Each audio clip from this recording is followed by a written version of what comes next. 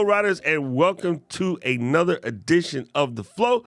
I am your community manager from Ecamm, Doc Rock, along with my awesome co-host. Hey everyone, I'm Katie. Hey everyone, I thought it was going to Katie Fawkes. Okay, see, when you salutate differently, it throws me off because it just makes me laugh. Anyway, Every time, keeping you on your toes. We're going to do something cool today. We're going to talk about what are the advantages of doing a video podcast. And this is really good because I was just listening to the new product release from Captivate. And of course, people ask that question of them because they don't directly have a video podcast link. So a lot of the hosters don't. But now with YouTube, you don't necessarily have to have them tied into one thing. It's very easy to do. And Mark had an amazing answer. And I kind of agree with his answer. What was his answer? We should start right there. What did Mark have to say? Because I think that's a good starting place. He said, and this is a very good answer. It's different from my answer, but it's a good answer. If you have the time, do so. If you don't worry about it just yet. Just stick to doing your audio podcast because it's better that you have something instead of nothing. That's a good one. I completely agree with it. And B, I think it's similar to what my answer would be to that question as well. I think that's a good perspective. But here's why it doesn't match us. Yes, go for it. Okay, so here's why it doesn't match us. Because we make the thing that makes it easy for a chimpanzee to do a video podcast and save time, not need more time. And this is true. For general people using the other tools, video would take them longer. And so I understand why he has that perspective. I don't want to say he's wrong because he's right. He's not. It's just like someone says, Doc, can you carry 17 4x8 sheets of plywood? My answer is yes. Why? I have a pickup truck, right? If you have a Corolla, the answer is no. I got to go rent a truck and then go to the Home Depot, which you can rent trucks from Home Depot, but it's going to take me a little bit longer. So to them, yes, it is more work. It's going to take them longer. Me, I just back up to the Home Depot. Hey, Kavika, throw the wood in the back, cuz. Throw the wood in the back, and I just take it to where I got to take it. So we have a pickup truck. We have a tool that will actually make doing a video podcast easier. So his perspective is solid right for most folks, but we're Ecamm.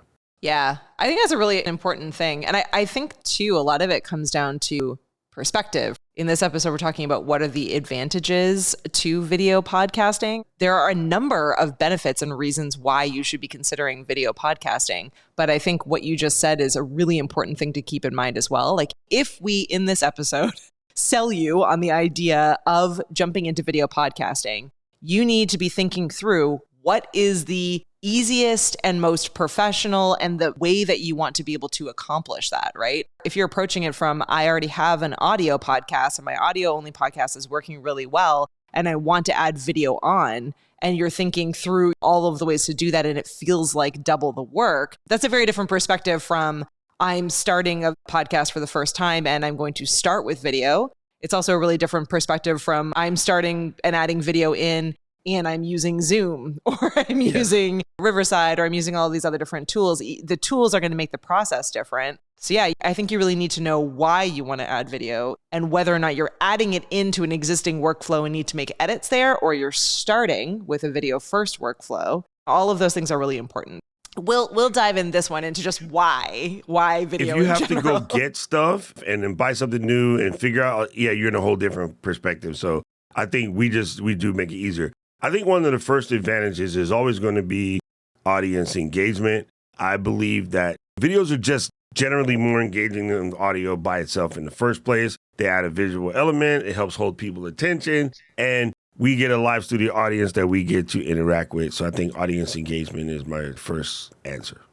Yeah, audience engagement. And I would say as like an extension on that, if you are going to at any point in your podcast have guests on, you're probably already recording video or thinking about video because being face-to-face, quote unquote, with a guest is just providing a better overall conversation and experience for you, for the guest, and for the listeners on the other end. I think there's just something about video and about being able to have conversations and see people's cues and reactions and what that experience is like for people that just makes it a better quality podcast in the end. I think having that video side of it is probably something that people are already thinking about anyway if they're adding in guests or for the kind of experience that they're trying to create.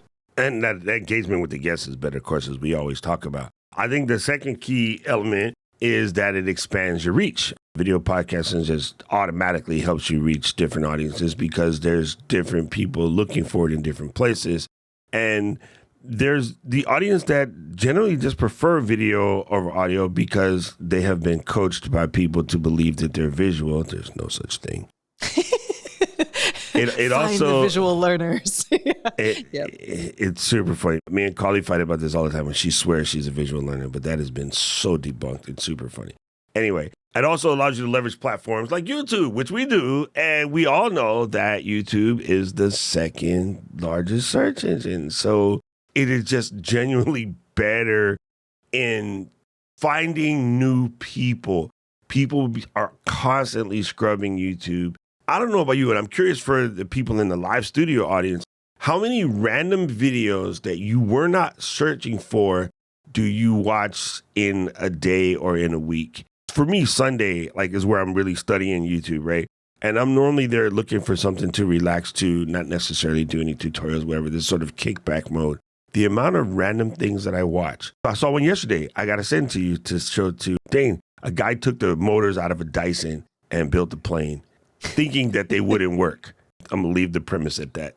Definitely send that one along. I would love to watch that one too. It was engineering nerd heaven. I don't do that intentionally because I feel like I spend a lot of time during the work week on YouTube watching videos, creating videos, engaging, doing kind of all of the YouTube stuff. But I will say that what you just said, I saw a really great video that I wanted to send to you for Dane. That happens to me a lot. And I spend a lot of my time on the weekend getting videos that are sent to me or clips that are sent to me that allows me to discover someone new or a channel that I want to check out or a project I want to work on. Or what I'm doing during the work week, I've stumbled across, different creators and different shows and different podcasts and all of that content that then I am sending along to other people. So I feel like video, and maybe this is my own perspective, but I feel like video, especially any shorter clips, so how you're repurposing your video podcast, makes it significantly more shareable than I think an audio only podcast is.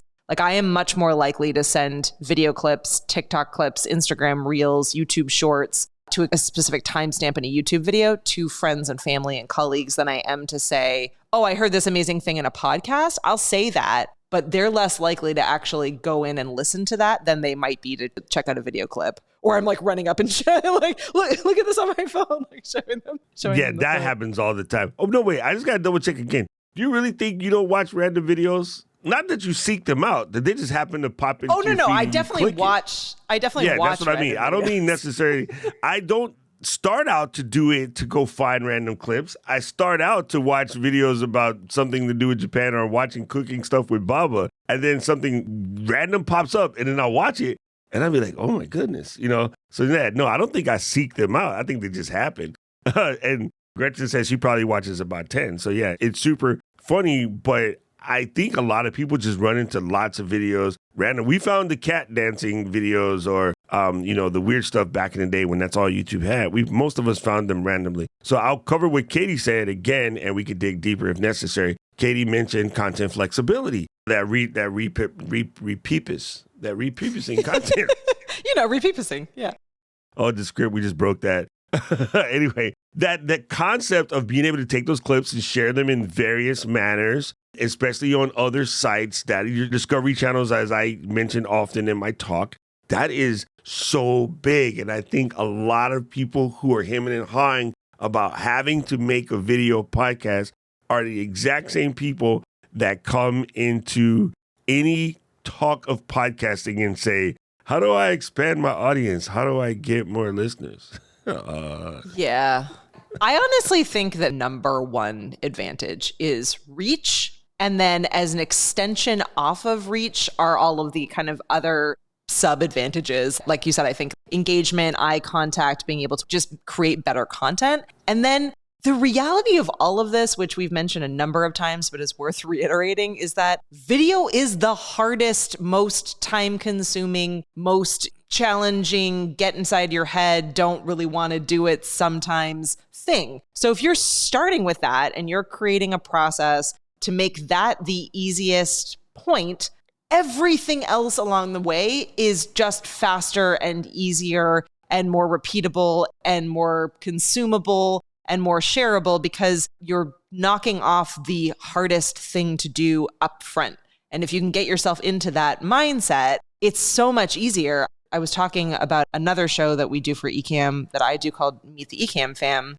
And it's just an interview show. It's bringing on Ecamm customers and talking about like how they do what they do. It's been funny lately how many kind of offshoot video projects we've been thinking that can kind of sit under that brand. It's like, oh, we can do behind the scenes tours of, some of the studio spaces and have that kind of, like tour in Ecamm Fam space. We were talking with Tatiana and with Val earlier today about the idea of doing like a common streamer mistake. So it's like Meet the Ecamm Fam mistakes, but all of that is really doable under kind of the show brand because it's given me the flexibility under that video to be able to say like, okay, maybe this isn't one of the regular episodes that I do. It's like a special episode, but being able to do that in the video format makes that just so much easier for me to do that as like a short video clip. I can pull the audio out of that. But if I was only in the audio space, I would just be limited by what I'm able to do and the audiences that I'm able to reach. So that's a really long-winded way of just being like, if you start with a video,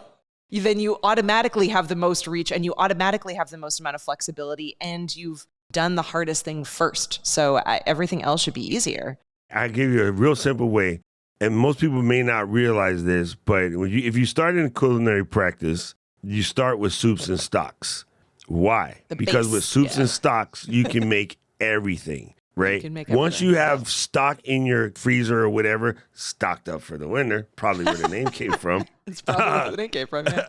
That stock can be used to make all kind of myriad things, including even something as simple as cornbread. You're like, oh, I wouldn't put chicken stock in cornbread. That's why your cornbread don't taste good as my grandma's, because she would throw chicken stock in there sometime and then add all the other stuff. And it had like a little bit of depth or richness. So her like rosemary chicken cheese cornbread was like, man, come on. Let me stop. Well, now I'm starving as usual. Right? Soups and stocks is big. The other one is I was thinking in that same thing was the reason why you start with a bechamel sauce, because when you learn how to do bechamel or a basic tomato, you can make all myriad other types of sauces as well, right? So same thing. Yeah. All right, so let's talk about monetization opportunities. Platforms like YouTube definitely offer you a chance to make, money off of it that way. Because you're doing it live, you can also do things like super chats or donations during the stream. And they also make it easy now, once you hit a certain level in your platform, to have memberships around that and to put a shelf when you're looking at your show. Let me check this episode for us. Do we have the shelf show up yet? I think I have my format rearranged on my screen. I don't really see it.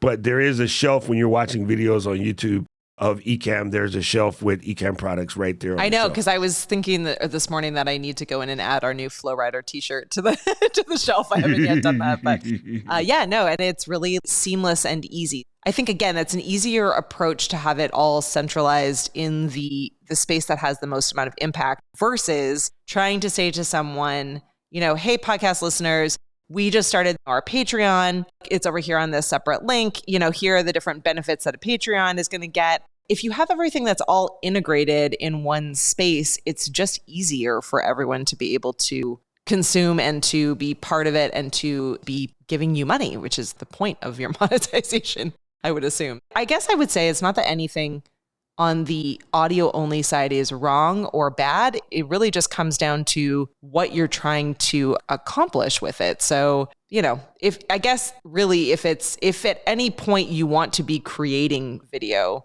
we would encourage you to just start with video and go all in. If you don't, if it's just not something that you're going to do, or you're doing it like very sparsely, like you're only doing it for behind the scenes of your podcast, or you're doing it as like special pop-up events, then great. Like there's nothing wrong with taking a audio only approach. It's just a matter of thinking through what the goals of your podcast are, what you're trying to get out of it. And if reach is really important to you, and if, being able to grow and have multiple audiences and multiple monetization opportunities, then you really should be strongly making a pros and cons list and considering whether or not video is a good approach for you. And if it is, go all in and set yourself up for success, because again, you need more tools and you need different platforms to be able to bring video in. So you might as well start with that as being your most important thing and then pull everything down from there, versus trying to go the other way. It can often be difficult to think through, especially if you have a really well-established audio-only podcast.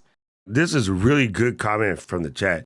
Big Rich is saying, the hardest part of video podcasting is showing things on camera and not talking about them. It makes the audio version weird. And I completely agree with that. But what's funny to me is I've been saying that for a while, but then I realized that I have listened to something like Mac Power Users for going on 15 years. And it's all about Mac software, and they've never had a video podcast.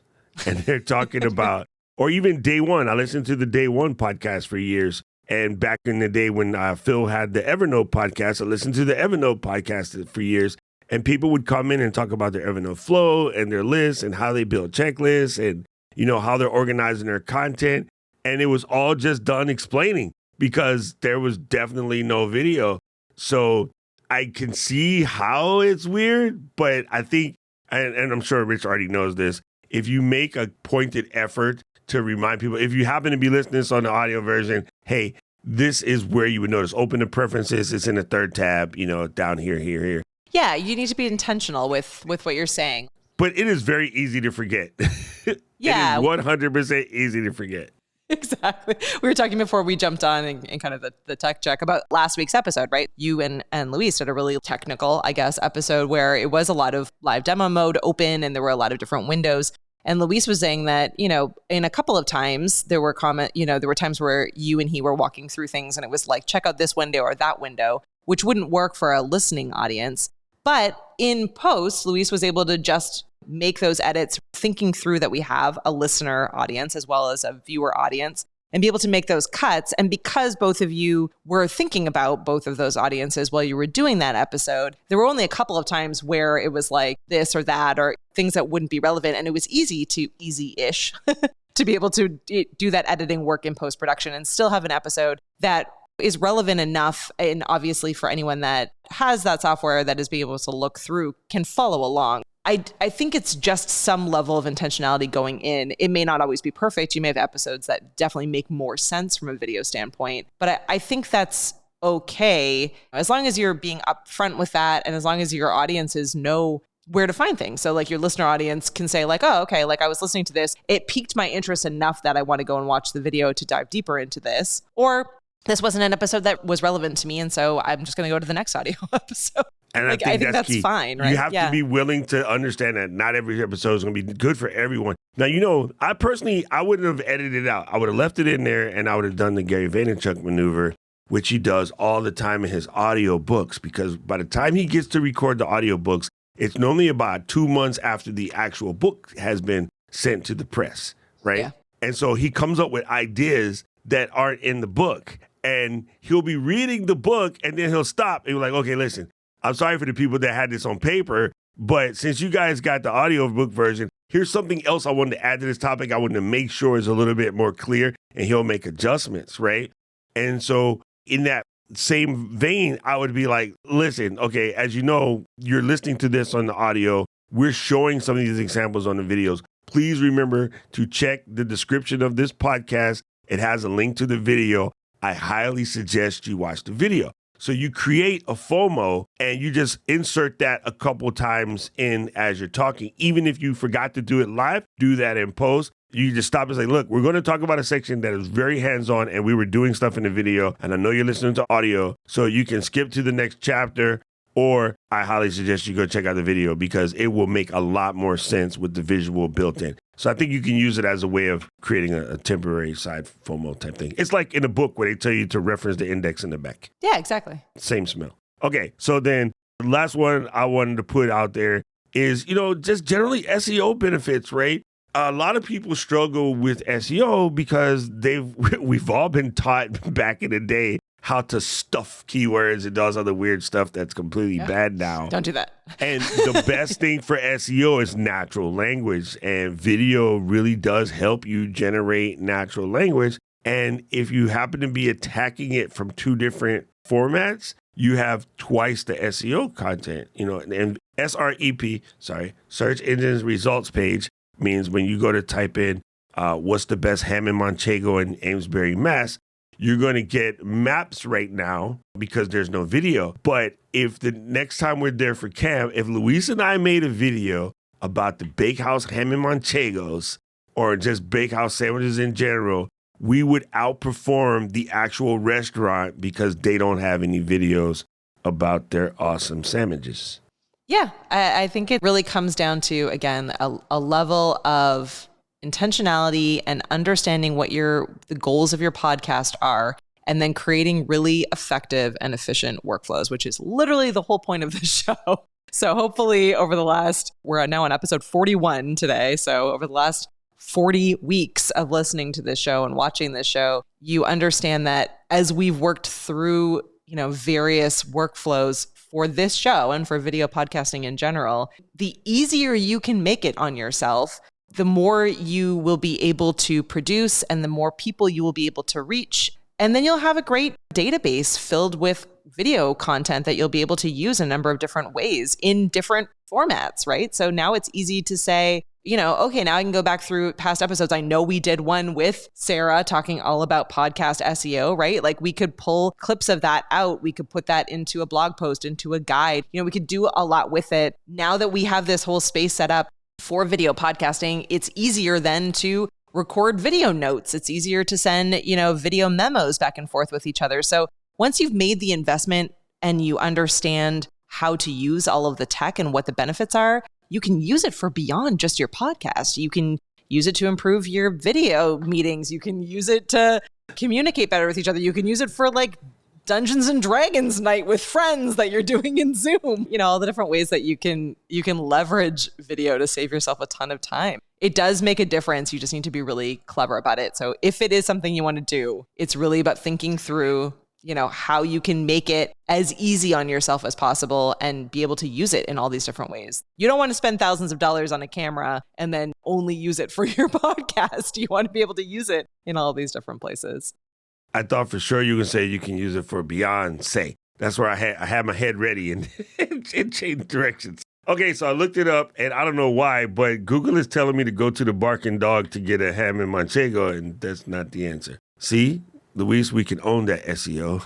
around the yeah, you know what? That restaurant is a good one. It's a good restaurant. There's a couple of restaurateurs here in Amesbury who own multiple restaurants. So that one is owned by the same person that owns Blue Moon and used to own the Ale House and owns another one in Haverhill. So yeah. For people that are listening on the home game, when you come to camp, the sign is going to say Haverhill, but it's Haverhill. Just get used to it.